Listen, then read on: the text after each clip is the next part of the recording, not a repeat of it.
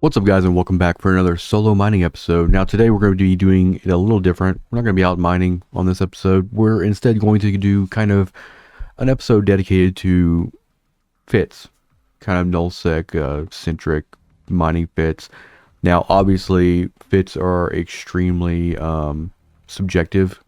It depends on your goals or your personal theory and everything. So everything in this video is of my opinion and what I use, and everything that I'm going to show you and all these configurations are things that I use myself. So, I'm not going to give you a fit that I would not take out in space myself. So we're going to be looking at a lot of the stuff I use for the most part on a day-to-day basis. So we're going to start. Now, I don't really use mining barges anymore. If you are on a budget, then they work really well. I think we'll go through them anyway, but most of what I'm using now is expeditionary frigates or expedition frigates and Exumers. We'll also kind of talk about the Porpus, and we'll touch a little bit on the Rorqual, and then on the Orca. But I don't use the Orca anymore. If I'm boosting, I'm either going to be using the Porpus or the Rorqual and everything. And then we might cap off this episode by looking at some hauler fits and things that kind of add utility or support for a mining operation and everything. But we're going to kind of start off with my main daily drivers. This is the endurance fit that I'm using. This is very much a yield stick. This is for ice. So we have just a regular ice mining 2 laser up here at the top. We have our improved cloak. The probe here is for just kind of like, scanning down signatures in the system, making sure if they're wormholes or something. It gives you a ship, it gives you a probe option if you don't have any other, to kind of keep an eye on that kind of stuff. And then we have sensor boosters. These sensor boosters are going to be loaded with ECCMs. So if you decide to go into a wormhole or something, you're already kind of outfitted for a little bit of evasiveness when it comes to people trying to scan you down. And then you have a micro warp drive too, which has helps with positioning and stuff. The surface scanner is really important too, so you can kind of like get a good idea how big the rock is, and if you need to like start to reposition for a new rock or whatever the case may be. Our lows are completely loaded up with ice harvester upgrade 2s, and then the rigs is engine housing 2. This just kind of helps with your sub warp speed, kind of just maneuverability and stuff like that. And then the small overprocessing unit, I don't really need it on this one because we aren't really hitting our CPU. So you can kind of throw that, something else in there as well. But I keep this rig in here just in case I want to like adjust any of this other stuff, maybe put some more shield on and stuff, and that gives me a little bit more CPU to work with there. As far as ore goes, I really don't use the endurance for ore. It would pretty much look the same, with the exception of miner 2 and miner lasers and the lows. I usually just keep my endurance for ice. It is purpose built for ice. Now also you have the prospect here. The prospect is good for ore and gas. I really don't have a gas fit on here, but it wouldn't be that complicated. So I don't run rigs on this just because I really don't need to. This is more of like a wormhole fit. So kind of the same idea. You have ECCM scripts, which you'll load up in here, which you don't really necessarily need. And then you have more wormhole kind of stuff like warp core stabilizers, more low-sec-esque, more low-sec-esque kind of situation, nanofibers and stuff to help with alignment and everything like that. Now, if you were going to turn this into a yield stick, and I think that I actually have made this adjustment on my prospect that I have, you could drop these sensor boosters. If you're just hanging out in Null-Sec, you could drop those sensor boosters. You could probably drop all this stuff. And I think the goal would be like to get as much yield on this guy as possible. Now, it's going to take a little bit of a finagling, right, to get this last one on here. But we can go in here and go to our engineering rigs, and we can start looking at like the overclocking units and stuff. Now, it's probably not going to get us where we need to be. Even if we throw we throw 2 overclocking unit 1s in here, then we can get a full yield stick, which is really good. But you just have to remember that if you're rigging these things, you don't really have the ability to do what I like to do, is break these guys down if needed, throw them in a jump freighter and kind of move around. But we'll talk about why breaking down these ships isn't really necessary if you have a Rorqual, and moving around is not going to be a big issue for you either. But as far as Cobra Ops cloaking the top, like if I'm going through gates and I'm traveling to all these new index anomalies for trit and isogen and all these things, these ships are great. I also kind of carry a set of, let's bring up my inventory here. I also carry modulated deep core strip miners as well. So in the case where we need to do mercoxit, we throw these on, and then we throw mercoxit crystals in here.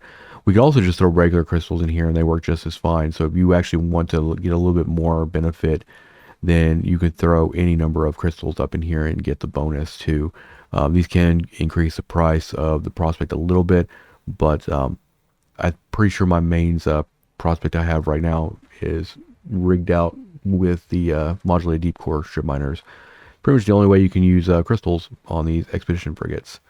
Now, that kind of covers those two guys. That's my ore and that's my gas, or my ore and ice. Well, for gas, it would actually be a little simpler, right? Well, we could actually probably, we're just going to start over on this fit completely. We can just go to a fresh prospect here. Now for gas, it's even simpler, right? You just have your scoops on here. So kind of get this stuff kind of sorted a little bit. I usually throw scoop 2s on here. Scoop 2s don't require any sort of bump in the lowers. One thing that is important about gas sites is most of them will do periodic damage. So anytime I'm bringing anything out for gas, I usually like to bring some sort of like shield hardeners out. Multi-specs are fine, but depending on what gas site I scan down, it's nice to have the appropriate shield hardener for whatever damage it would be doing. So before we actually get into the shield hardener, we need to put our afterburner back on, which usually is probably going to be a 1 MN afterburner. And then we start looking at things like the tank here. So for instance, we're over here on EM. We can throw 2 EM on here. And then for our lows, we can actually we're going to be orbiting like gas clouds, especially in like wormhole space where things are, where there's like a timer and rats will show up eventually. So you can go a couple of different directions with your lows here. If you want just more subwarp speed, you can just do the nanofibers, right? And that'll work just fine. Or you can do like propulsion stuff. I wouldn't really do inertial stabilizers. I think if for like subwarp, you could do overdrive systems. This will allow you to just move really fast, subwarp. But I think that what I would probably do in this situation is be a little bit more evasive, maybe like a warp core stab again, and then do some hull upgrades of some sort, like probably these nanofibers. Again, this is going to allow you to be a little bit more nimble. You could even go with the damage control in here if you wanted to. It really kind of depends on what your needs are. Don't really need rigs, and also don't want to forget your cloaking device on this guy. So this would be like kind of what a gas would look like. I would keep it unrigged just because even if it's rigged, let's say it's rigged for ore or it's rigged for ice, whatever, then if you're not looking at this rigging for gas, then you don't have to change that too much. But we're going to go ahead and save this one. Since I didn't have a prospect fit, we're going to call this one 0 gas. We'll save that for corporation for future reference. But I would look at something like that. That would be a pretty good thing to bring out. Now, if you're buying this from Gina and you're shipping it out, the one thing you do need to add to this is I would recommend bringing out all the types of shield hardeners. So let's throw explosive in there. Let's throw a type 2 kinetic in there as well. And then let's go thermal type 2. So since we know we can actually fit 2 of each, so this is what a shopping list fit would look like. You wouldn't keep these hardeners in the ship itself when you're out getting the gas. Instead, you would look at whatever gas side you kind of got, whatever damage type it's going to do, and then you'd fit your tank for that. So let's go ahead and just save this again real quick, and we'll kind of just move on real quick. Now we're going to move on to Exumers now. Exumers can be wildly, there's like a lot of variants. But let's talk about the Hulk first. You know, in not straight yield, you can do some Omni Tank, which is like multi-spectrum shield hardener 2s, and yeah, field extender 2s. I usually go modulated strip miner 2s with crystal on this stuff. I don't really like using just type 1 strips. I don't even really like using ore strips anymore. They're very expensive. For Null-Sec, I think that you could do a lot better by just having all of your upgrades in the lows. And you probably don't need like shield rigs too much either. But in order to go full yield stick on these guys, you're probably going to be looking at overclocking units and things like that. Just kind of like what we did with the other ones as well. If you wanted to keep this kind of tank on, then you need overclocking unit 1s for this.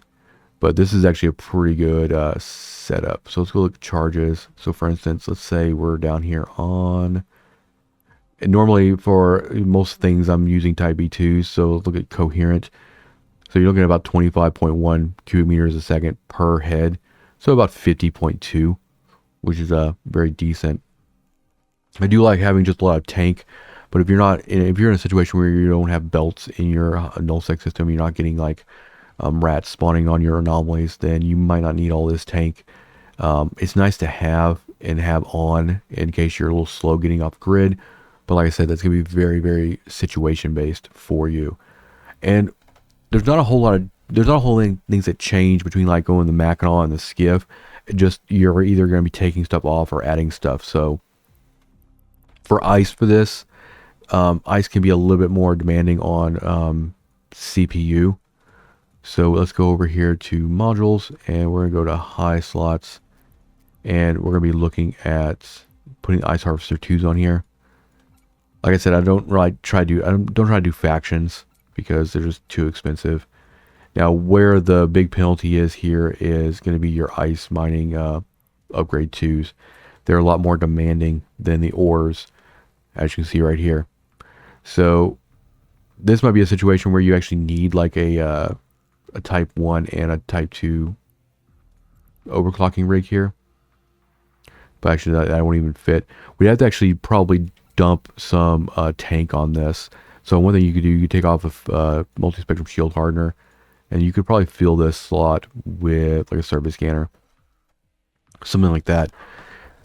This is probably how I would run. And honestly, I'd probably go a step further with this, and I'd try to figure out how I can do this without rigs at all, especially in Null-Sec. See, I can come all the way down to like just not even having rigs. This would allow me to break this Hulk down, travel with it in like a fleet hangar or a jump freighter, and then pop it back up if needed. Gives you one extra slot there for the mids, and then you just kind of look at around what you can actually fit in there, which you don't already have. You could go with like amps, but like most of that stuff's gonna be faction and stuff like that, or like look at sensor boosters, but a lot of it's just faction. Another thing you do here is come off of the you actually come off of the multi-spec, the traditional multi-spec, and go with a compact, which is a little bit more forgiving on some of that stuff. So let's go look at multi-spec. We can go to compact. Let's see if we can get 2 hardeners on here for compact. Not exactly. Medium shield extender, you could probably adjust that as well. I do like the large FS9s. I usually try to fit larges on these guys, but we can actually fit an FS9 medium on here and still, have our survey scanner and our compacts. So you just gotta kind of play with your skill, your mid slots, your shields. It's gonna be very dependent on your skill levels too. And this is what you're looking at now. Is I have every shield skill trained. So in Magic 14 is all done. Like this, my main is like really tricked out. So what you're seeing here in terms of possibility is kind of like the top end. And obviously, like whatever drones you put in here is based on whatever like type of Null-Sec space you're in. So if you're if you have angel rats, then you need like the appropriate drones. If you have baristas, and so to speak. So that stuff kind of changes over a little bit. Kind of move on to Mackinaw. We've talked about Mackinaw a lot on this channel. Mackinaw is still a very favorite. But like I said, Mackinaw is going to be basically the same for Null-Sec, right? Like, we're going to be just trying to get as much yield as possible. We have things in Null-Sec like, player-owned star bases. We have things like rear tethers on, Fortizars or Ostrahouses or Tataras. We have ways to, get out of our belts. We don't really need too much tank. Even for the rats out in Null-Sec, you don't need a whole lot. But like I said, if you want to go full yield stick down here with a decent amount of tank, it's going to be the same thing we kind of went through with the Hulk there, is you're going to need a little bit more CPU to kind of help you out. We're right on the line. We got like 0.5 CPU left over, and this is with full mining laser 2s on here. The modulated strip miners do require a lot more CPU than, say, like the ore strip miners, but the ore strip miners are also more expensive. But one of my main recommendations is for running Exumers and stuff like that, or anything really in Null-Sec, is go with as much yield as possible, because you're probably not going to need the tank as you would in like high sec when you're trying to prepare for the worst, or especially like in low sec or wormhole space or something like that.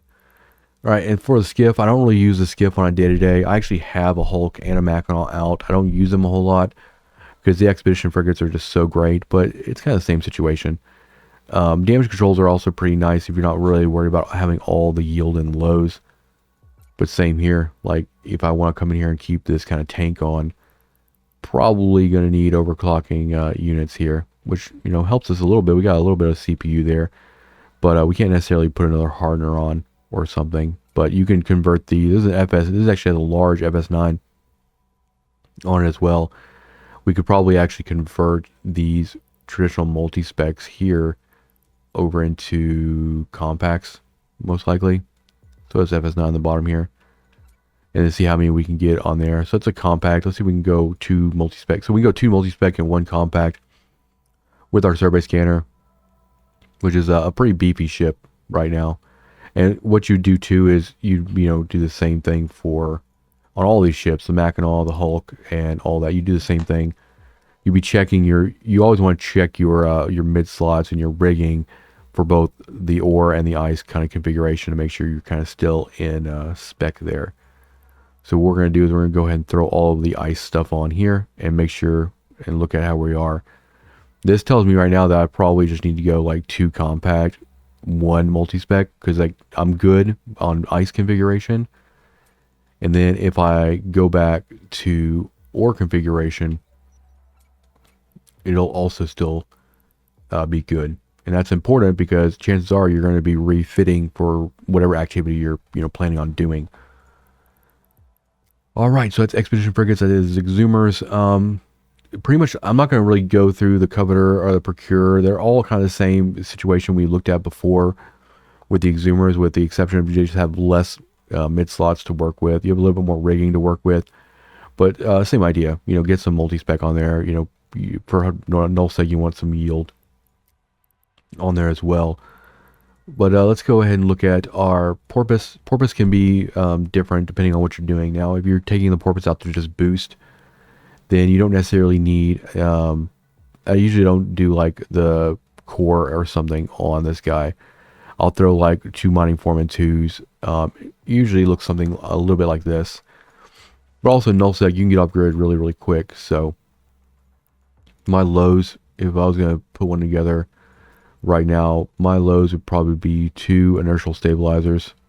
I would keep riggings empty because it allows me to break the Porpus down and fit it and move it around a little bit. And then I would actually probably run some sort of a cloaking device in the top. Not much else really needed there. This is just for like pure boosting. So I put this guy out on the anomaly and it would just come out of cloak, turn its boost on, boost anybody in my fleet. And then if we had like a neutral come into system or whatever, I would just cloak this guy and wait for everything to clear, get all my other guys off grid or whatever the case may be. And this guy would just be like kind of permanently in spot. And when everything's cleared again and everybody gets back out to the anomaly, then I just decloak, turn boost back on, and you're good to go. Now in terms of actually like sieging up where your boost get better, and also compression. You're going to be able to do like ore and gas compression. I think it would still be the same configuration. So I believe I would still do inertial stabilizers here. Allows you to get off grid a little quicker. In terms of charges, I usually run the laser field enhancement charge and then the laser optimization charge. Even though I use crystals a lot on my mining ships, I really don't use preservation charge because I find crystals last a decent amount of time. So I'm usually running the field enhancement and the laser optimization on those guys. And then my Porpus is usually carrying about 10,000 of those with it in inventory. In terms of drones, carry some mediums, carry some lights, just really depending on what you need. The Porpus can actually help with kind of cleaning that kind of stuff up. You know, if you get rat spawns and whatnot. Let's talk about Orca. Orca, I do not have, I really don't use Orca in Null-Sec because one, it can't jump. It's very slow. It can't really be repackaged and thrown into like a jump freighter to move around. So its utility is not great. If I was going to bring one out to like a moon pop or something, if I was going to bring one out to Null-Sec at all, it would basically be fitted for moon compression. And we would probably strip it down quite a bit and kind of talk about the strategy with that a little bit too. I'd go inertial stabilizers because we want to get this guy out to grid, offset it from like the moon fracture as much as we can. We're probably going to take the rigging off as much as possible, and we're probably going to take, we have to keep the siege module on. We also still have boosting and stuff on there because we can, you know, help boost a little bit, but normally, even in a moon situation, I'm still going to boost with a Porpus. The Orca would literally just exist to come out and turn siege on for compression and then disappear. So we would throw a moon processor on here most likely. Have a little bit of a tank on here. These are large Tech 2 extenders with multi-specs. And then we have our moon compressor on here. But the whole purpose of this fit would be to set it off like 60k away from where you're mining, cloak it when you're not using it, and then when you need to compress, like if you need to compress in like the Porpus, if that's what you're using to mainly boost on, you would just decloak, turn on siege, and immediately red siege, immediately turn off siege, and then cycle the compressor, compress your whole fleet, and then once these cycles are done, recloak and kind of go back into hiding. Sounds like a lot of effort. It is, and that's why I don't really recommend it. And that is why I just kind of keep a Rorqual around. Now, the Rorqual fit can be very subjective based on like what your beliefs are and everything. Now, this is kind of just like a run-of-the-mill, like heavy tank Rorqual. So this has got transverse bulkhead 2s on here. Also a bunch of reinforced bulkhead 2s and damage control. Nothing blingy, no faction stuff, nothing crazy like that. But also we got like the invulnerability core. I usually carry all of the compressors with me, but right now it's just got the ice on it for because that's what I'm mainly doing right now in Null-Sec is ice. But we can also configure this for dragging as well. That's where you're going to be basically warping your entire fleet to one side of the anomaly to a bookmark and then aligning to like a pause or like a deep safe somewhere, and so that at all times the Rorqual is going at the speed it needs to actually go off grid immediately. So we want to make sure, I'm going to kind of set this up for drag so you can kind of see what that looks like, and I'll kind of give you the idea of like how everything on this fit would actually be working. The one thing we need to be looking at is going to be looking at our meters per second. We want to go as slow as possible when we're dragging. The slower we're going, the more chance we have for like our Hulks or whatever ship we have with us to be in range of rocks and do stuff.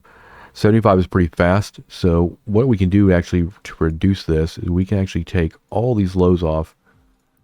We can actually go here into the armor and hull upgrades. We're going to go to hull upgrades here. We're going to go expanded cargo holds.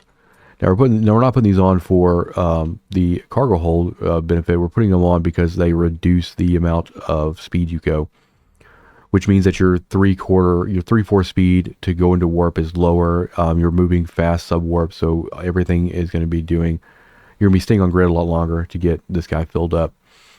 So we went from 75 meters per second to 44. Another thing you do too is you take up all these rigs. Those rigs can be kind of expensive. And you'd actually go with astrometric rig, and you want to go for a capital Higgs anchor. Boom. And so what this is going to do is we're going to be moving at 11 meters a second here, which is dead slow. Real dead slow. That's full speed, mind you. Full fucking speed. So we don't have to adjust our speed while we're dragging. We can basically just get on grid, and then we can just align to our escape bookmark, and we'll be moving at a whopping 11 meters a second. And then what I do is I take all of my hulks, my miners, and I just have them approach the Rorqual and follow them. If a neutral comes in system, we take the Rorq and we just warp the fleet to our escape bookmark, and the Rorqual's already moving at full speed, so it'll immediately go into warp and all that stuff. This allows you, now obviously you won't be sieging, you'll still be boosting, so our boost charges will still be like what I talked about before, laser field enhancement charge, laser optimization charge, and then for the shield, I usually like doing shield extension. Extension is going to be like hit points, and then harmonizing is going to be like resistance, so hit points on there. And then we still have like our core and our ice compressor on here because we have a pause set up. We can get to our pause, get inside the bubble. And we could, if we didn't want to like go all the way back to station, we could just sit there in the pause, cycle the core, cycle the compressor, and compress everything that that was mined on that last run before kind of going back out for another pass. I do find it a little bit easier just to go ahead and dock up the Rorqual and kind of empty it out before going back out for a run. If you want to bring the total cost down for what you have on grid, then you can obviously take all this stuff off and make it cheaper. Smart Bomb is on here just in case you have like interdiction probes that get on you. The Smart Bomb will actually destroy the interdiction probe from like say a flycatcher or something. You don't really need a drone augmenter either. You're going to be carrying heavies, mediums, lights, all depending on what you're doing. But another thing I'll actually like putting on here is an improved cloak. That way, you know, if you're just using the Rorqual to boost out on grid, you know, offset from where you're mining, and you're not really dumping into it, you can just boost and then unsiege, and then just, if something happens, you can just kind of cloak it down and whatnot. In terms of like, I usually carry about 10,000 of each of the charges for the mining formats as well. Now for these mid slots, it's going to be like a lot of shield. This is like a Tech 2 shield, Tech 2 kind of fit, nothing blingy here at all. If you're actually sieging this thing, you probably want like cap boosters, you know, ancillary cap boosters. Probably you want like some sort of like Concord capital shield booster and fancy stuff like that. But we're mostly using this to boost unsieged, and we have the option to cloak, or we're dragging at full speed where we have the option to immediately escape. So Tech 2, just Tech 2 tank works very well in here. And everything like that. I'll probably go through and do a whole separate video on like what a fit would look like if you are actually going to like siege it up, and kind of go through that procedure. There is a lot of moving parts in terms of like, you know, what you need to prioritize while you're siege, especially if you get tackled with the invulnerability core and stuff. But in terms of day-to-day use for a Rorqual, either dragging or putting it in place unsieged to boost is going to be your best option. Now the other benefit of the Rorqual, other than just, you know, boosting and stuff, and most of the time I don't even take this Rorqual out, is a suitcase. It can jump. It has a decent fleet hangar. It can fit stuff in its maintenance bay, like your expedition frigates and stuff like that. So basically I have just Sino ships. If I want to move, you know, let's say I have like all 5 of my tunes and I want to move them all to a new system and mine, you know, maybe Trit or Isogen or whatever the case may be, I can throw, you know, everybody's ship in here. You can even throw industrials like a crane in here, and some of the new infrastructure guys, or your hulks, you know, any of that stuff. You just throw all that stuff in there, and then I just, you know, pop a Sino somewhere and send everybody off where they need to go. If you want to bring your alts with you, you can actually use what is called a industrial jump porter generator. These things are expensive. This one module is like over 1 billion. What this allows you to do is it uses your fuel, and any mining ship that's in your vicinity when you use it, you're able to, carry them with you, and all that stuff. You can either send people to a Sino with it, or you can jump everybody with the Rorqual to a system. So normally what I'd do in that situation is I'd put all my alts in like cranes, or put all of my alts in prospects or whatever, and put everything else we need in the Rorqual, and just jump everybody, and then kind of dock up and set up with whatever we need, and go to town and stuff. But hopefully that you guys found some value in this video, just kind of going over a little bit more updated methodology for mining fits. Obviously, like I said, fits in E are very subjective, and everything you see in this video is of my own opinion and what I use on a daily basis, and what works for me might not work for you. So let that be that, and everything. But thank you guys for watching this episode of Solo Mining. Hit the like button on this video, hit subscribe to get notified for future episodes. Also, if you want to support the channel, then check out the Patreon page where we do exclusive content over there. Also over on Twitch, where we do the Jita Undock stream every day. You can support the channel over there also by just watching and all that good stuff. But with that being said, I'll see you guys in the next one.